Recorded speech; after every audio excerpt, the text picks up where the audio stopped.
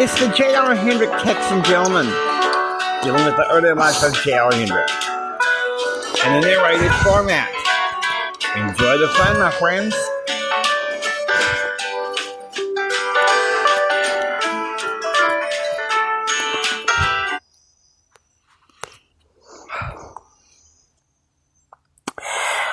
Welcome to the podcast. This episode is called Cum Laude, Socratic Sojourn. With me this time is JR's friend, Dave Smith. Hey, everybody. JR is on assignment, flying up to London to pick up Christine. Okay, so here we go. We start on April 13th. 1 p.m. Eastern.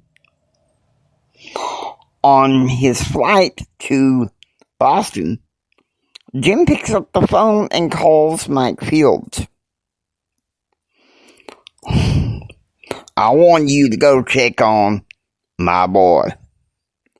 See how he's doing, Jim said. Where are you? Mike Fields asked. On a plane bound for Boston. Betsy left for Miami last night. Len Sterling. You know, Jeremy always said that the Sterlings were unstable people. Old Main Swain was pretty unstable, too. Just go check on my boy. Okay, so it's 3 p.m. and Mike Fields walks into JR's dorm room where he's sitting in the living room, his face to the wall, and cried. Man, Junior, what's wrong? Mike Fields asked. Damn place gets to me. This morning, I was around a couple of the jocks, and one of them, their girls, said that Kristen was just terrible. Garrison, come on. You know better than that. Your granddad wouldn't want you letting people pick on you like that. I'm taking you to the condo for the weekend. 4 p.m. Central. Meanwhile, back at the ranch, Elizabeth Marie is talking to her lifelong friend, Muriel. What's up with that, Dave? It's with her in Houston and in D.C. and now back in Texas. Well, we could say that Muriel's family is kind of like an oil family. They travel. Okay.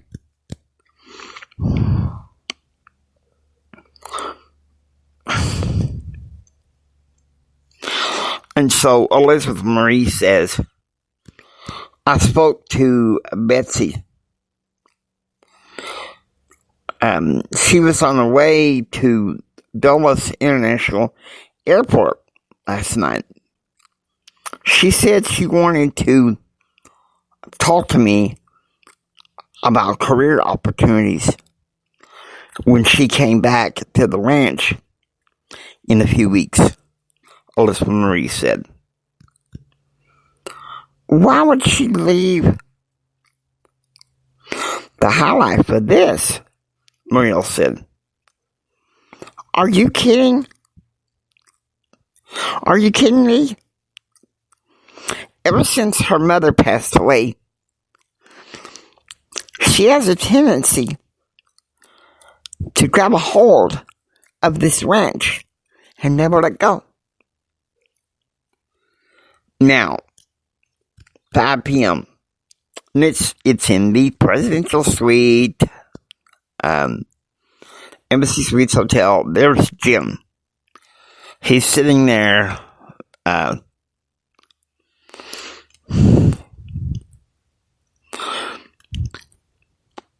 he's watching Governor Weld announce the reopening of the Massachusetts Real Estate Investment Act of 1996. This was an act in where he consulted with President Clinton, something which seemed to lightly annoy Jim. I bet there's more going on in that presidential suite, as you'll soon see. 7 p.m. Central. Matilda served manicotti for JR and Kevin McDonald.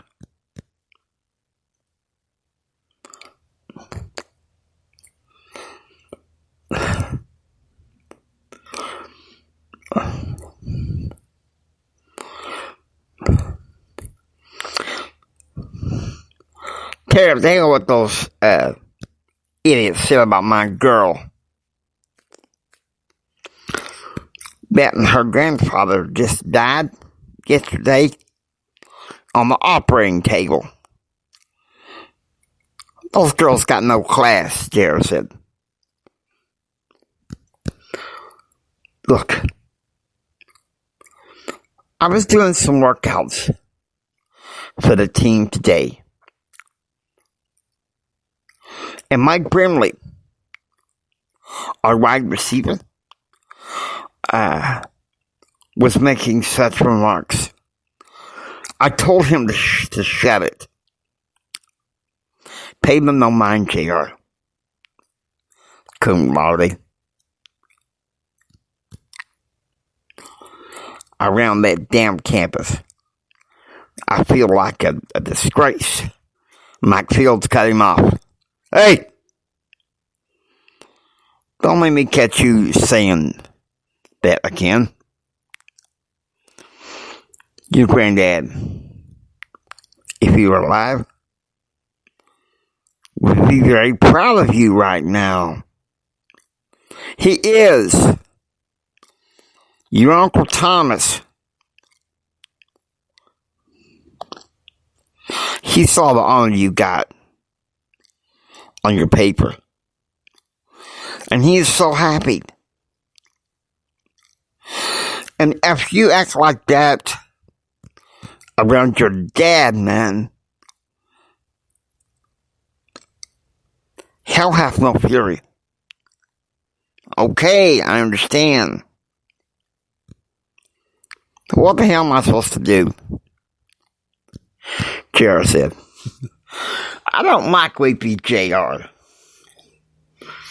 I don't either, Jim. And Jimmy. What do you say we give the dude the bill? I say we give the dude the bill.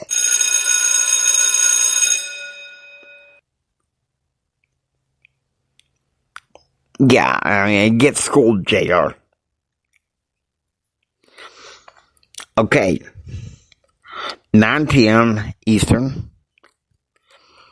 Jim is listening to a Sinatra satellite radio station when Marlena Diedrich walked in. John has gone on business in Florida, Marlena said. Business with family in Florida. And quite frankly,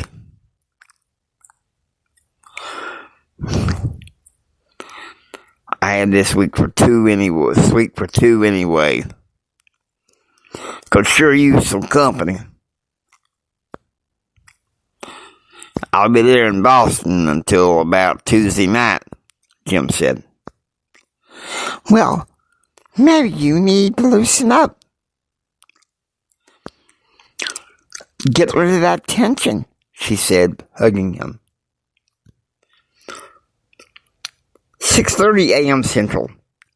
JR wakes up and goes to the living room where it's obvious Mary Fields is making him some boiled eggs and has some orange juice for him. Carmen would be taking him to church, and then Stoney would pick him up for Sunday school at the Holy Spirit Club, and then lunch. 9:30 a.m. Central. In church, JR is trying to get into the worship and the message on belief in God. But for some reason, he can't seem to concentrate because he's missing Kristen. 1 p.m. Jay arrives back at the condo after church when his Uncle Carl pulls up.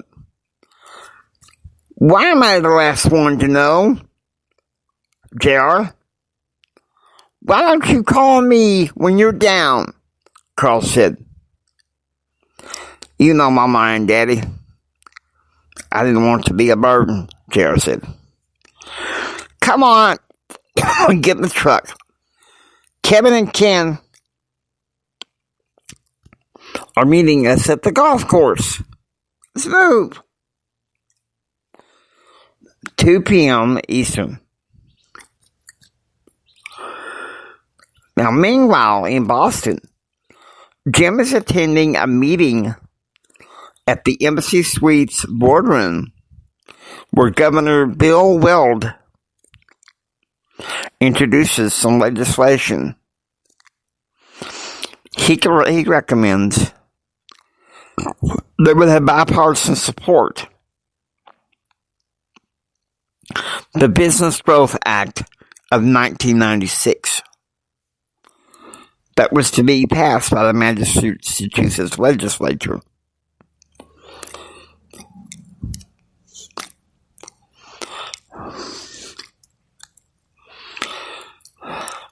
Fiscal and assistance package for small business.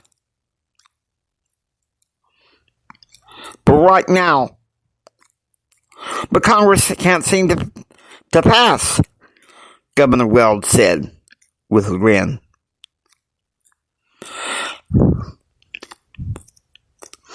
With him was Boston's North End mob boss, David Martino.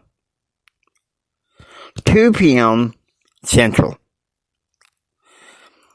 At the Mackenzie Downs Golf Course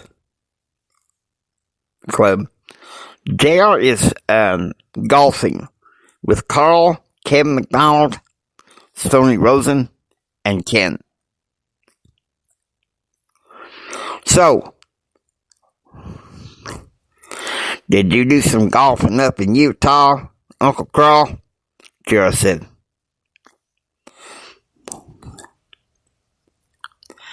Shh, I'm getting ready to hit, Ken said.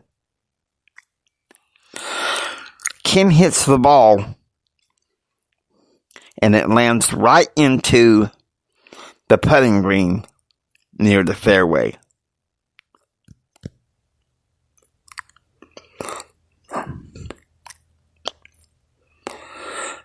You know what I won't forget, Carl says.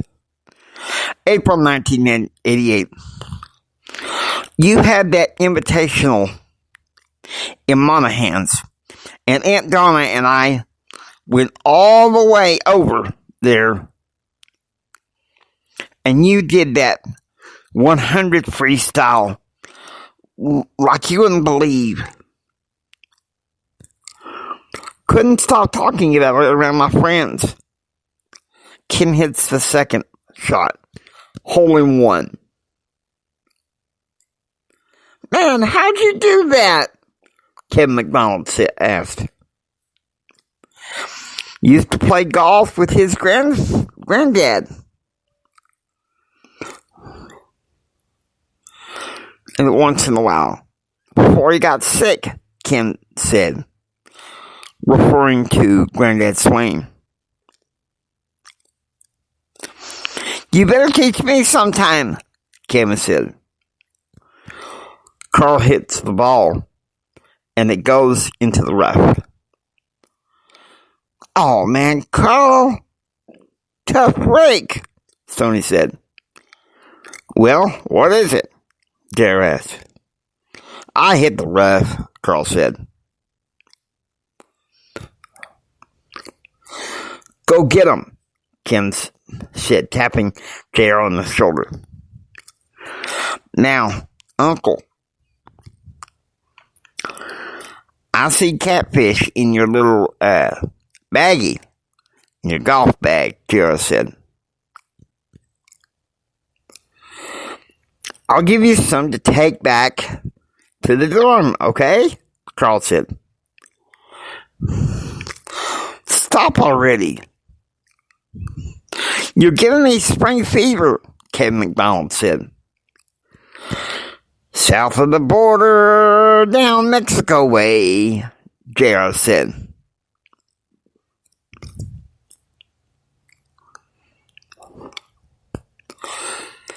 You're making your problems, J.R. That technique you learned from your daddy doesn't work well with me, Carl said, as J.R. takes a swing, landing on the fairway. Uncle Carl, I'm fine. No, kid. I see through you. We'll talk about it later. Come on, guys. Let's play some golf, Stoney said. South of the border, where the tuna fish play, Gerald says, taking a second hit, which makes it a hole in one.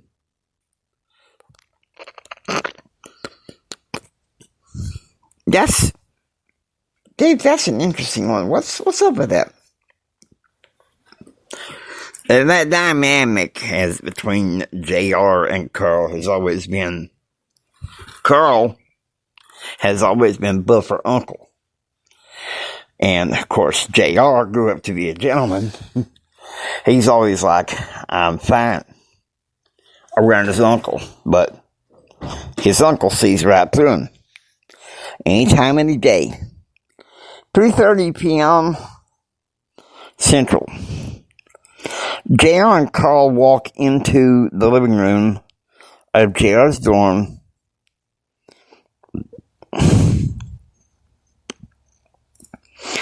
And Carl turns his nephew around. All right, out with it. Is it your father? Carl said. All year,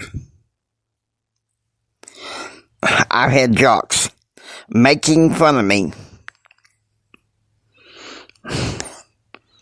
as a return just because I'm not on the swim team.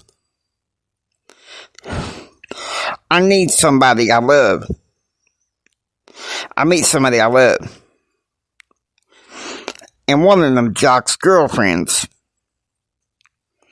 makes fun of me and her, Gerald said. Do you remember when you were 5 years old?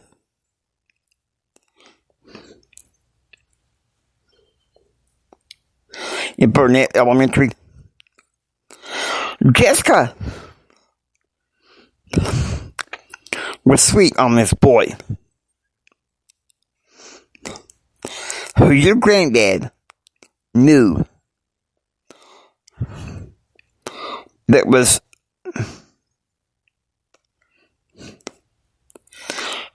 some politician up in Odessa. And he asked the guy to help fend off the other kids off you. Well, things have changed.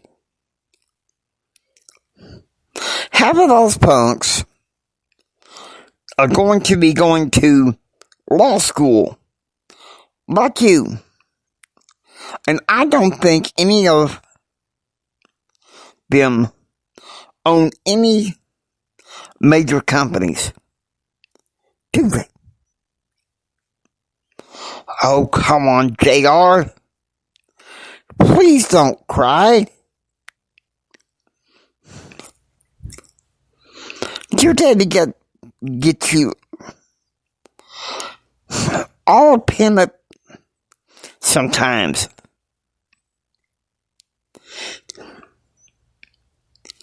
And sometimes I feel like your mom just lets him because of Kyle. I warned you about this at the barbecue. This has nothing to do with Daddy. I miss Kristen. Dinner is at my house tomorrow at 8. Carmen will be picking you up. I'm expecting you there, Carl said. 8 p.m. Eastern. In his presidential suite in Boston, Jim picks up the phone and calls Betsy in Miami. She informed him that they would be, it was Victor, they were removing Victor's body to Midland Tuesday. The funeral would be on Thursday the 18th. And then on the morning of the 19th, she would make it by commercial flight to Dallas. And then to New York by charter flight, meeting him there in New York. Okay, interesting development.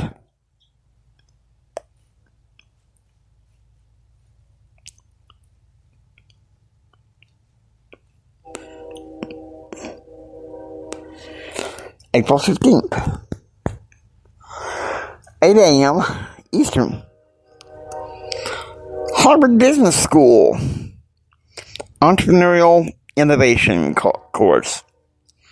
Jim walks in with Professor David Van Dusen. Good morning.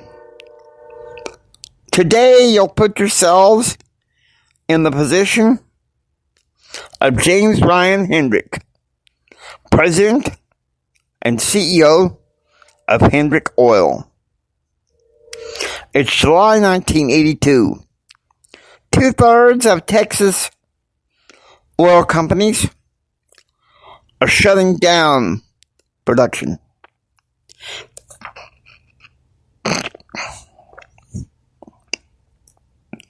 Hendrick is in the position of what should he do? Should he follow suit with the other companies and shut down production? Or should he blaze a trail of his own?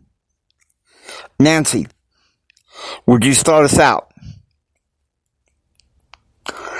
I think it would be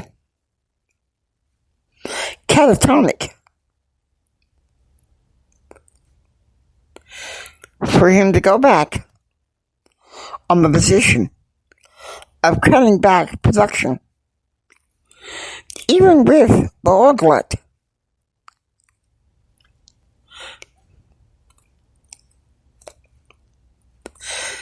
Yeah, given the windfall tax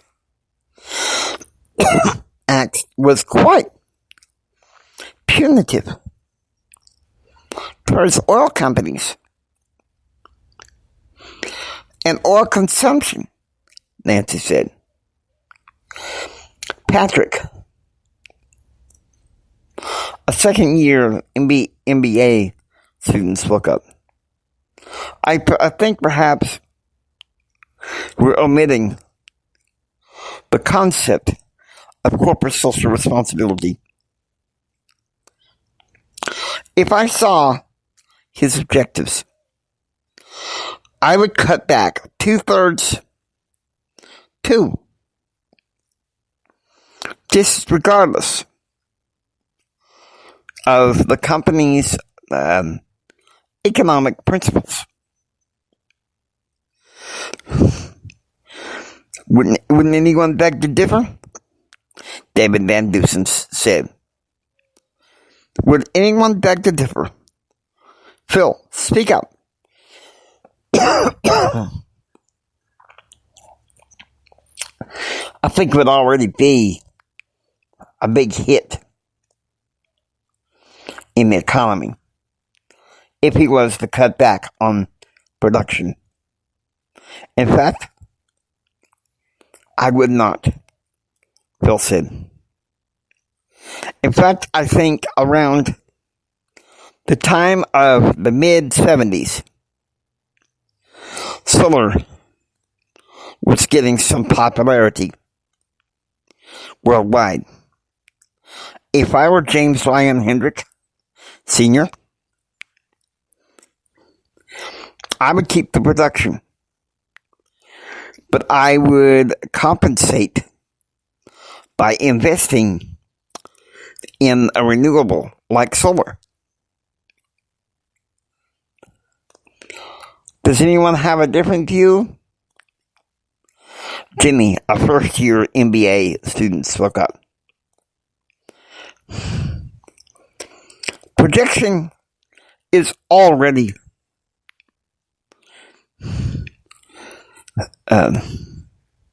has already been hit real hard. Cutting back is the only way to solve this. Plus diversification. 1982 was viewed by some economists as a time of prosperity, but in other words,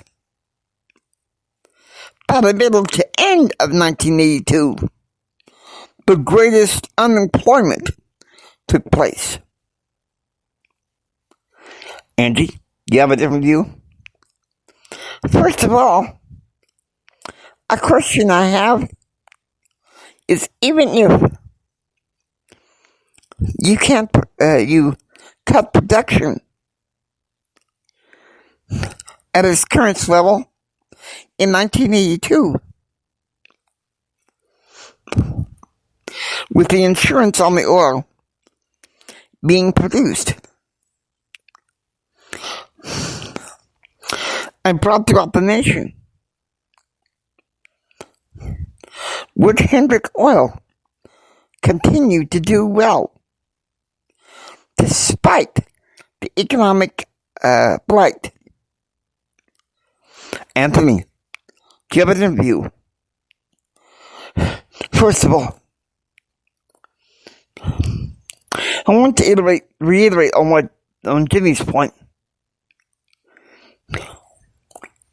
In saying that Hendrick Oil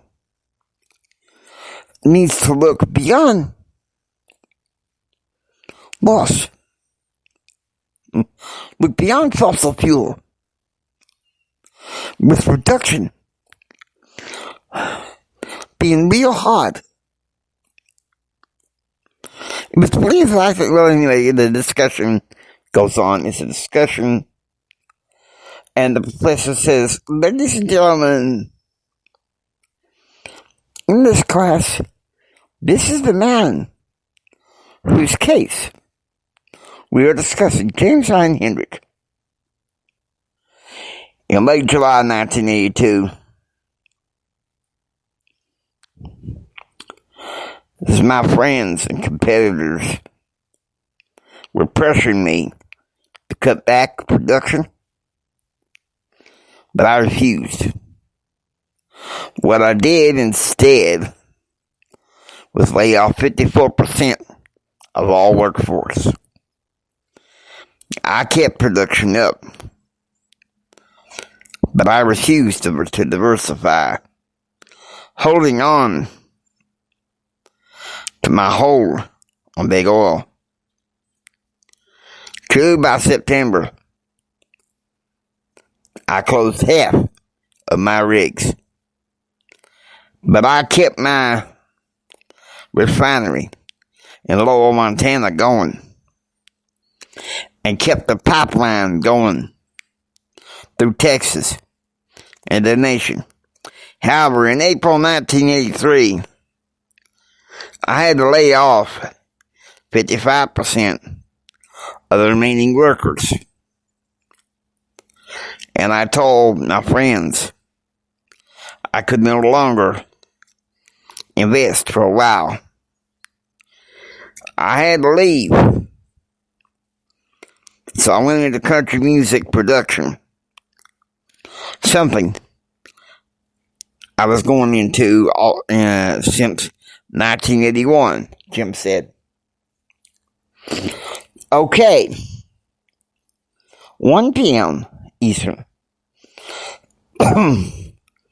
Jim is in a session at the Louisiana State Capitol with Governor William Weld and Lieutenant Governor Paul Cellucci about their impending Business Growth Act of 1996, which the governor plans to introduce to the Massachusetts House on May 8th and the Massachusetts Senate on June 19th. He planned to sign it. A signing ceremony for it on July 2nd of 1996. Okay. 3 p.m. Central. Meanwhile, back at the ranch, Christine is back home. And David is with his parents. And they would be going to school the next day. And Elizabeth Marie's like, so how was your trip? And she said, it's over, thank God. Christine said, I was going to get mad at my dork brother and call this a wild goose chase. But I found out some things. It isn't because of religion that Jennifer Bowers couldn't marry JR. Angelina Bowers can't stand daddy, Christine said. Dave, was that true?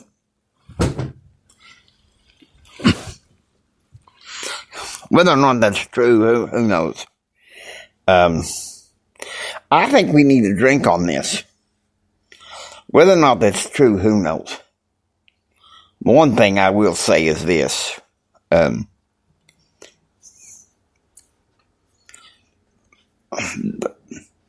Angelina Bowers did have a lot of problems with some of the men that Jennifer wanted to marry. However, it wasn't with John Henry. Let me guess, because he was a billionaire writer. That's right. Because he was a billionaire writer. A lot of money. He could look after Jennifer. He could look after Jennifer. So we're going to take a drink at this. I don't understand why Christine would say Angelina Bowers couldn't stand Daddy, because I always thought it was religious reasons.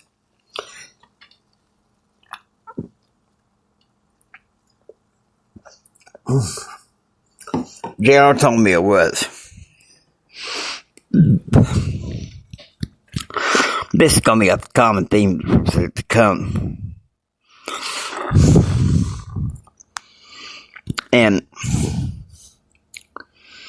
Elizabeth Marie says, I can't understand why anybody wouldn't like Uncle Jim, Elizabeth Marie said. He's a dork, but I love him, Christine said. Just like JR. Although, I got to say, JR does some weird, dorky things. Oh, we do got a drink to that one.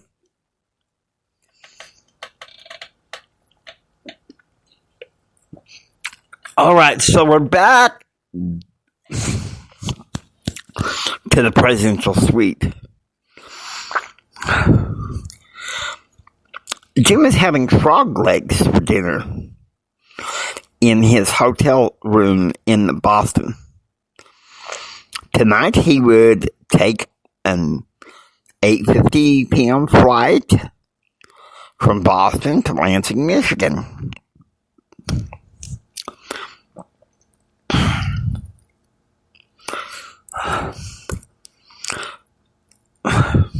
To meet Senator Alex Romney. Now, Senator Romney was born in Ada, Michigan on March 5th, 1943.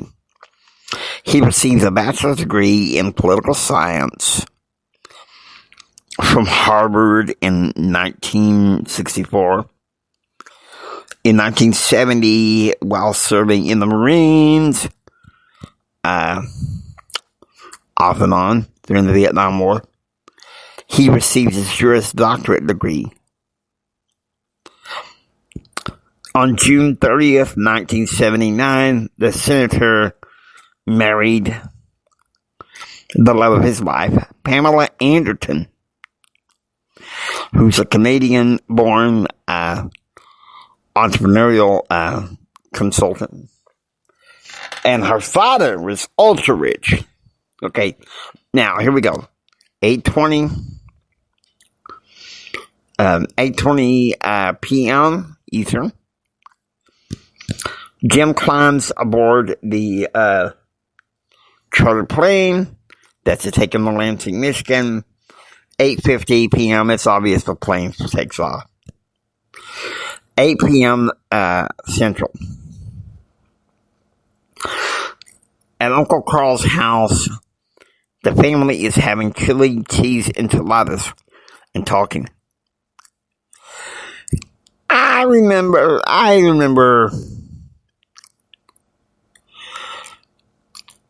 the first, in 1985, Jared was on the swim team, junior varsity, at Reese Prep. He had an invitational in Carrollton, Texas. And the main reason why we came down there was because Donna had some relatives to visit there. Anyway, JR was doing the 50 freestyle. And I swear, you should have seen him, Carl said. Oh, it was nothing. Really nothing, JR said. I don't call getting the gold medal a nothing. What I call a nothing is your father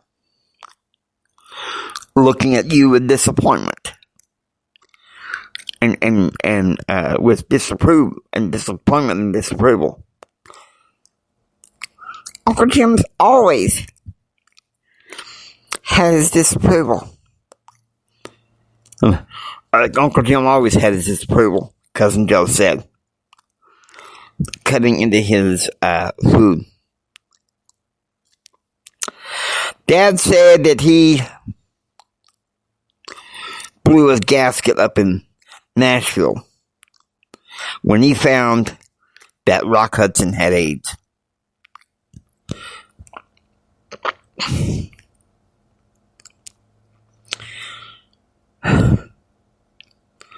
Things squeaky clean. But at the same time, he could be a hypocrite when it came to his children, Donna said.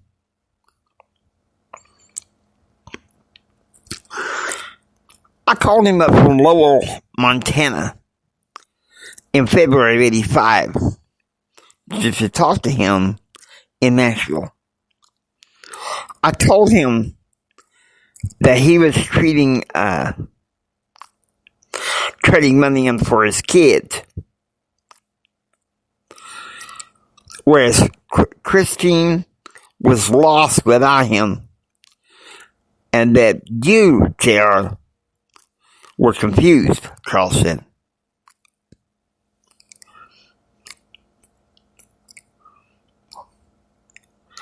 Stupid locker room talk during PE. Boys teasing me because I was interested in Melissa Wills, the daughter of the journalism teacher. But she wasn't interested in me. Hell, I wasn't sure if I wanted to be with a girl like that.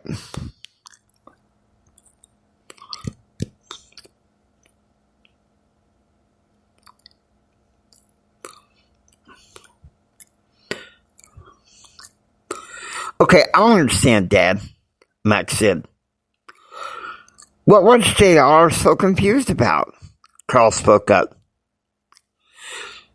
He was so sickly, Max. He wanted something to hold on to. And Betsy was working that ranch so hard. Lady Elizabeth approached me and asked me to talk to Jim about asking him to grow up here and come back home. Didn't do any good. He still stayed in Nashville, Donna said. I got over my confusion. Deal soon. Granddad gave me Kyle's horse because he seemed to be more interested in roping than riding horses. He said riding the horse would make me feel good about myself, and gave me the exercises so I wouldn't have a heart attack. That is pretty interesting, the dynamic between, here we go, the 16th, 8 a.m. Eastern, in the mansion of Carol and Jason Anderton. It's pelting down rain in Lansing. It's Jim has pancakes with Senator and Mrs. Alex Romy. Can't believe Cordell Wheeler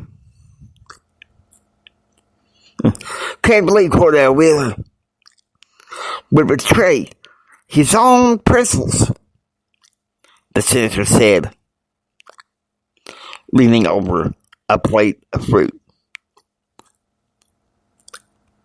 That's why I don't go to any of his parties. Daddy says he reminds him too much of George Bush and doesn't trust him, Mrs. Wilmy said. I don't know. Our current sitting president doesn't seem to be any better, Jim said.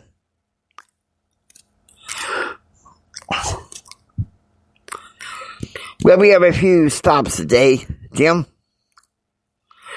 We have a campaign stop at the Port Erie Hotel, and then lunch today with the governor at the President's Club. Tonight, we both speak at an $80 a plate fundraiser at the Lansing Plaza Hotel. 1 p.m., Palm Beach. Betsy is with Uncle David in his home in Palm Beach, discussing the funeral arrangements. They then get into cars to go to the airport, to go to Midland. Now, Victor had served in the Marine Corps during the Vietnam War. January 5th, 1983, 3 pieces of shrapnel pierced his abdomen, shoulder, and clavicle. As a result of that, he got 2 Purple Hearts. 2 p.m. Eastern, the jet carrying Betsy's party, the body of Victor John Sterling, 1944-1996. Yeah. Do some editing here. I'll fix it later. Betsy is stated with Victor's untimely death from a massive heart attack.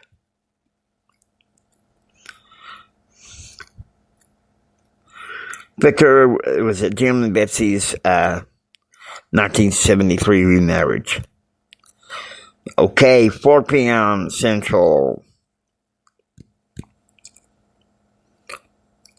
4 power outages had swept northeast Lubbock between 10:30 a.m. and 4 p.m. And now that they're all over, JR is rattled when Dave Smith showed up. Hey, JR, man, what's the matter? Everything stinks, JR said. Hey, what are you doing here? I thought you'd be teaching at school. Administrative in-service for the next few days. Come on, tell me what's bothering you. Poor Kristen's granddad died. I'm slogging through school, work, like it's a piece of crap. Alright, that's it, come on. I'm taking you for dinner at Texas Pizza. Seems you need a break from campus for a while. 8 p.m.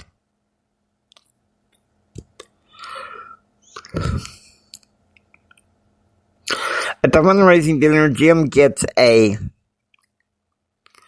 photo op with incumbent Lansing Congressman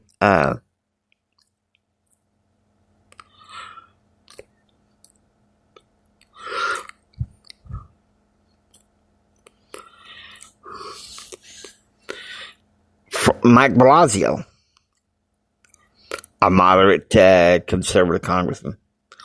Okay, so now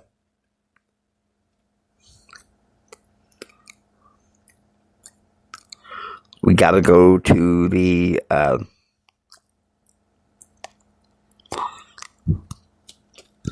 17th or 18th. 1 p.m. Eastern, the 17th.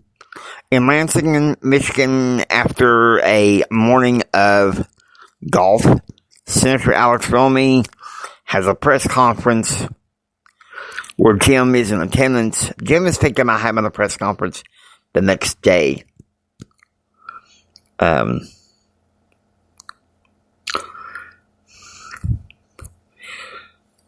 He misses Betsy, and of course he blames Bill Clinton for shutting him up. So he's considering that press conference. 3:50 p.m. Central. JR walks out of Smith Hall when he bumps into Antonio. What's wrong with you, dude? Your face is dragging the floor. Bad week all around. My girl's granddad died. I just got through listening to my professor lecture for 4 hours about energy renewals and the environment. I'm sick of it. Man, you are stressed. Let's go back to the dorm and get your swim trunks. We'll go to the pool. 4:30 p.m. Central. JR and Antonio are swimming in the Sibley indoor swimming pool. And Antonio's like, so, have you heard from that ne'er-do-well fool Charlie Nation? Antonio said, no, I don't think I want to. He's probably crushed after Jennifer Bowers got married. Well, I hear he got accepted for a graduate certificate in business at the business development at St. Mary's University.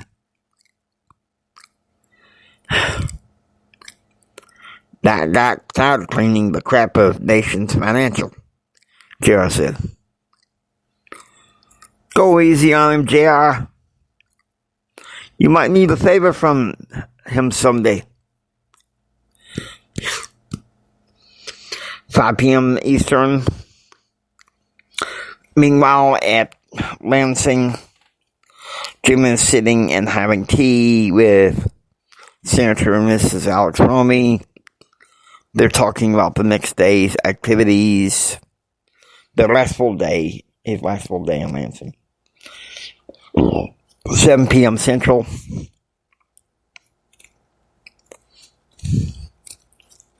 We're going to skip some of this. 9:30 a.m. Central. This is the 18th. In constitutional law class, Dr. Laude talks about capital punishment and about his moderate stance on the issue. JR was so immensely charged on the subject because, quite frankly, his father supported capital punishment. 2 p.m. Central. To distract himself from the lows of longing for Kristen, JR goes immediately after class to the Texas Tech library to work on constitutional law defense that deals with the subject of abortion. And he's going to invite Kristen to the paper, not knowing that Kristen sparred with Dr. Laude. 3:30 p.m. JR is moping in his bedroom.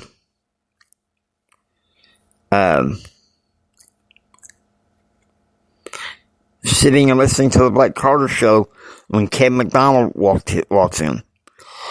All right. What the freak is wrong with you, Kevin said. Last week you were on fire. And now, this week, it's like the fire has been extinguished. Harmon, JR said. Forget Harmon, Kevin said. I know what this is all about. And it's in 3 things. First, you want Harmon to write you a good final letter of recommendation for law school. And he gives you the old cold shoulder because he wants to go on Democratic Party business. Or give an intern a bump on the desk. Second, Kristen is gone in some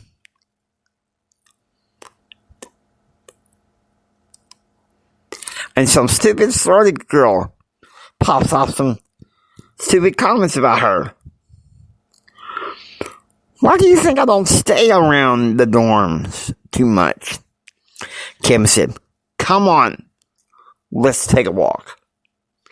So they take a walk. 5 minutes later, Kevin and Jay are at the bus stop at the Texas Tech Fountain area. He says, look at you. What would your grandma do if she were in your position?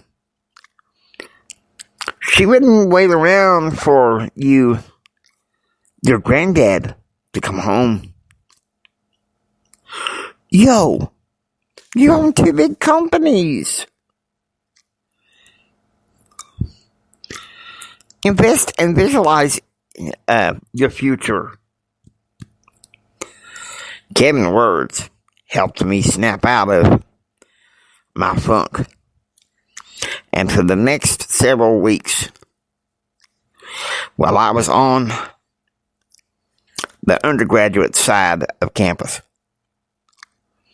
it was clear that a lot of the other professors in the Department of Public Affairs did not like or care for Harmon's lack of professionalism that much.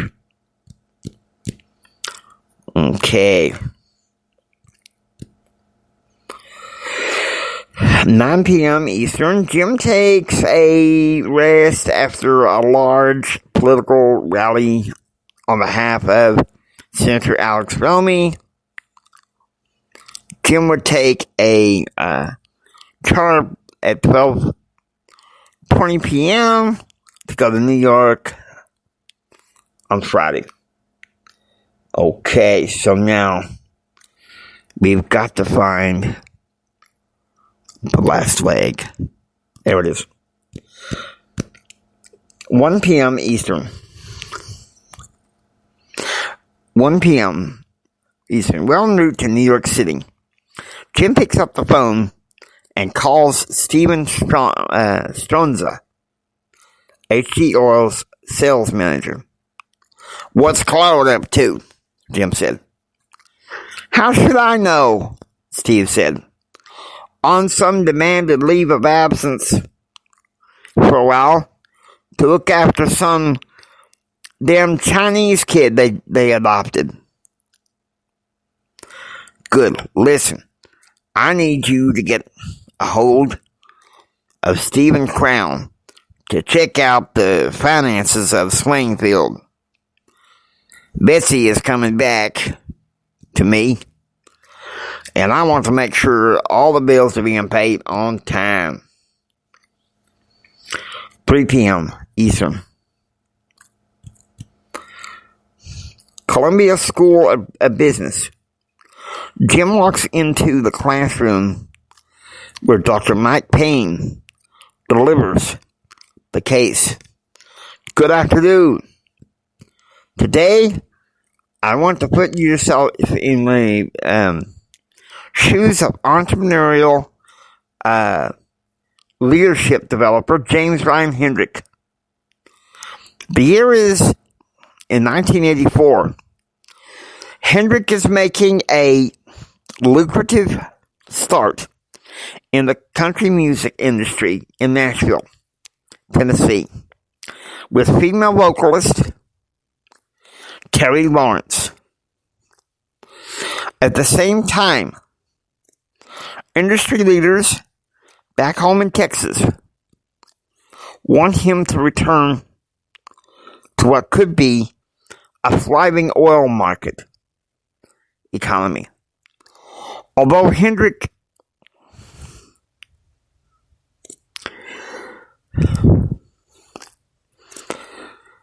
feels torn for the sake of his family, he is also compelled to realize that country music can be a visible market. Which road would you choose?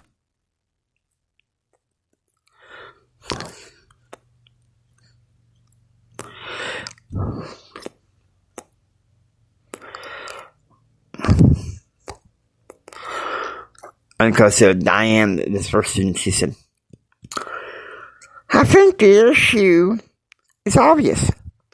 Naturally, he might want me to return to the oil economy,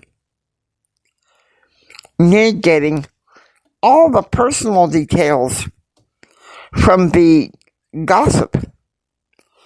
It could be inferred, however, that a future oil glut would take place within a few years later.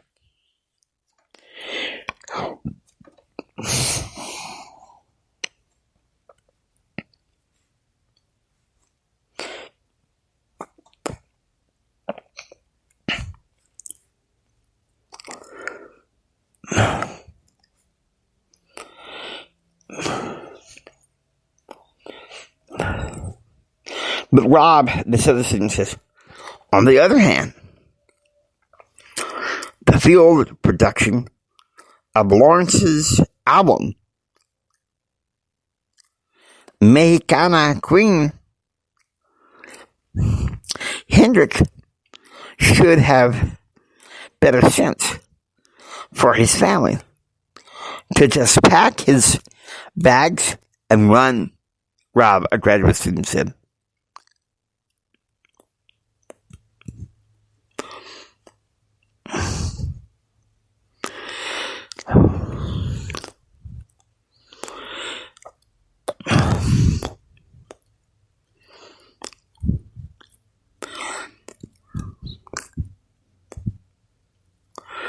Annie, a financial student, said this. On the other hand, let's look at the time period. The videos for the album were shot in Mexico in March of 1984. Early March. Not a good time. The Ohio producer was making too many demands, and Hendrick should have fired him. The top two issues are, is the market strong enough, and is the production manageable, flexible enough to carry through the economy? Okay. 5 p.m. Central. JR meets Kristen for a spaghetti dinner at the dining hall at Nap Hall. Darling, I'm so sorry, JR said. It stinks, Kristen blurted out. Mom said it was supposed to be a routine surgery. And then I get there, and they tell me there's nothing they can do. Darling, I know. My grandma's death nearly destroyed me. But we got each other. That's all that matters. Pulsey and I have to catch up on some things. So can I see you tomorrow night? A date? Yeah. I'll meet you at 4. And Carmen will pick us up at your dorm at 5:30.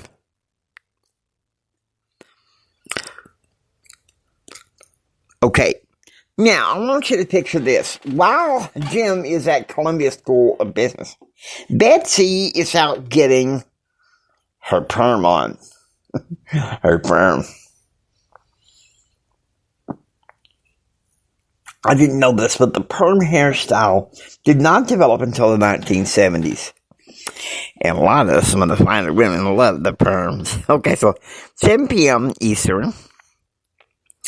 Meanwhile, in New York, at the presidential suite at the Carlisle Hotel, Jim and Betsy catch up, holding on to each other. Because they've missed each other for so long. Okay. And that's the end of this episode. I give it 3.5 root beers. And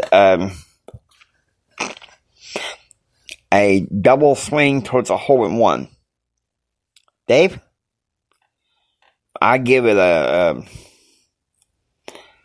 2.5 root beers and cum laude honor letter. That's good enough. Hope you enjoy listening to the J.R. Hendrick Texan Gentleman. If you like what you hear, please subscribe, become a part of the adventure. This is the James Hendrick Empowerment Network saying until next time, take care and get ready for the rest of the story. It gets lighter from here.